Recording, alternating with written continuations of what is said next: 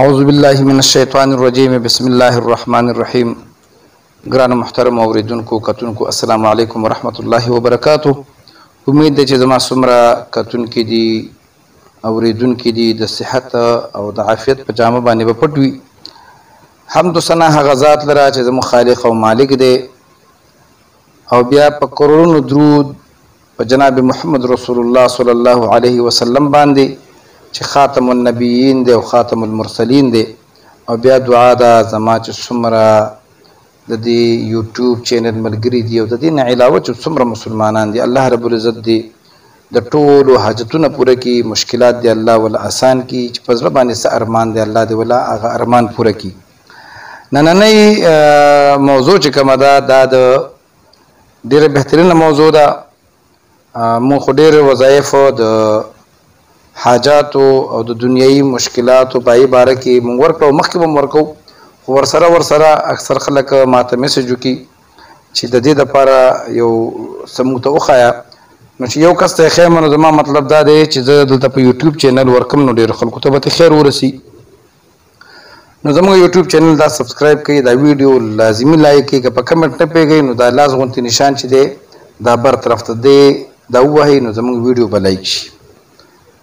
نننۍ ویډیو چې دا د هغې دپاره ده چې د اکثر زنانو بچي چې کوم دي حمل یې ضایع کېږي او ډېره تکلیف ده دغه مې دي، نو ورته ډېر تکلیفات مې مشکلات مې ورته دردمند وي.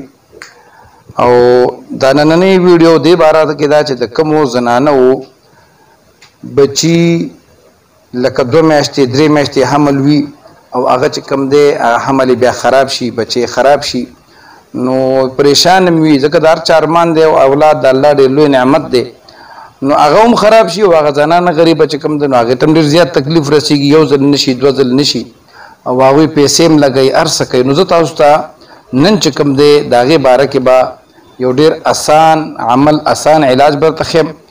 که چېرته تاسو دا آیات کریمه چې کوم تاسو ته په سکرین باندې ښکاري دا تاسو ولیکو او دغه زنانه چې کومه ده د کومې زنانه چې دی حمل ضایع کېږي او هغې ته مو په کاغذ هم ولیکو، اوبو کې مه حل که یو سوچه لوښي کې لیکلی شي او هغې ته یې ورکوئ، انشاءالله العزیز د دې به حمل چرته هم نه ضایع کېږي. دا په خپله ځان هم کولی شي، چا رشته داري خویندې وروندارګانې بل څوک پېژنګلوي د ثواب په نیت باندې اکثر خلک کار کوي. داسې نه ده چې خلک به صرف په دې باندې کوي چې یاره بس ځان دپاره، نه ګاونډیان دي دي خپل خپلوان دي دي او د هغې بچي دغه شان ضایع کېږي 2 میاشتې 3 میاشتې حمل پس ضایع کېږي او علاجونه هم کوي. دا کوم آیات چې تاسو ته ښکاري دا آیاتونه به ولیکئ په یو سوچه لوښي باندې او هغه به په اوبو باندې ووینځئ او دې زنانه له به یې څو ورځې مسلسل ورکئ، انشاءالله العزیز الله رب العزت به پرې رحم وکړي، حمل به یې نه ضایع کېږي او الله به ولا نیک صالح اولاد ورکړي.